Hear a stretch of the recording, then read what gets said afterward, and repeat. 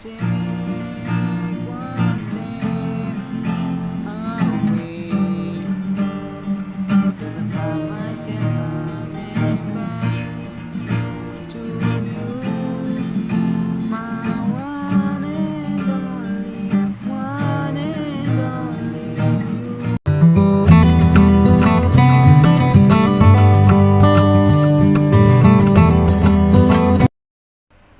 So what's up sa inyo guys? So ang ituro ko sa inyo ngayon is yung kanta ng parokya ni Edgar na Your Song. So dapat yung unang-una, dapat yung kapo ninyo is nasa second fret. Tapos yun, pwede na tayong kumanta. So kantayin muna natin yung yung Your Song. Ganda siya. Ito one look forever lay out from one smile, then I die with a falling by you. Yon. So ano nga ba yung mga chords niya? So ito yung chords niya. A, E, tapos F sharp minor, tapos D, tapos A ulit, E, F sharp minor, tapos yung pinakalas niya is E. Yan yung chords niya sa unang verse. Kasi sa second verse kasi mag-iba yung chords niya. So paano naman yung yung strumming pattern niya? Ganito yung strumming pattern ng Your Song. Down, up, down, up, down, up, down, up, down, up. Isa pa.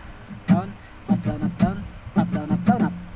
So yan, kantayin natin yung yung first verse niya para matutunan natin yun. Ito.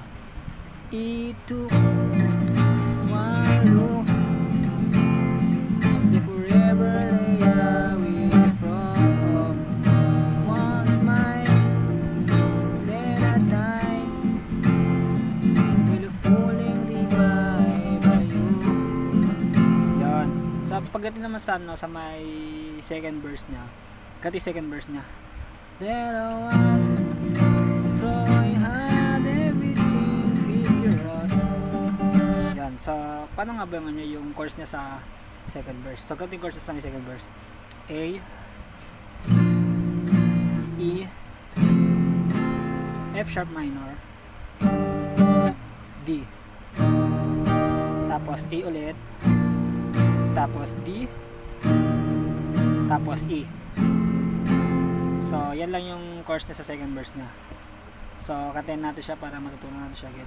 There I was throwing hard everything figure out, goes to show just how much I know about the way life play out. Yun.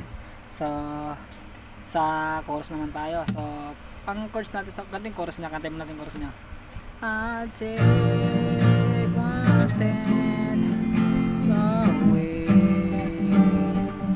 Yon. So ang chords niya sa chorus is A, E, F sharp minor, tsaka D. Yan. Tapos dalawang beses na siya gagawin, dalawang beses. So kantayin natin siya para mabilis natin matunan. So I'll take one step away, find myself coming back to you, my one and only you. Yun.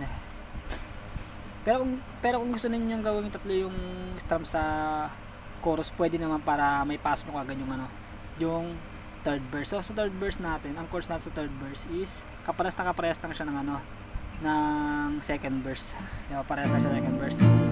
Yung third verse natin, same ng second verse, yung A, E, F sharp minor, tapos D, tapos A, tapos D ulit, tapos E. Parehas lang siya.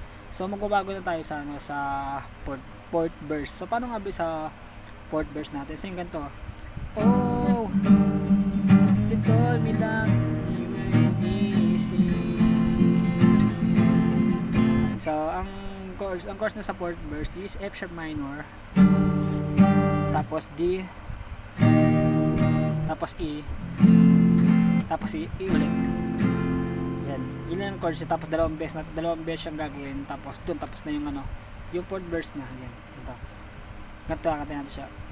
Oh, they told me that you will be easy, and I'm not complain. Tapos chorus na ulit. I'll take one step away. Yun. So chorus na ulit, tapos chorus ulit, tapos na yung ano niya, yung kanta niya. So yun lang yung ano, yung mga chords niya, pag-aralan hanggang sa matutunan. So palik na rin, doon naman nagtatapos yung natin, yung guitar tutorial natin. Palik and subscribe na ng channel ko. Maraming salamat sa inyo.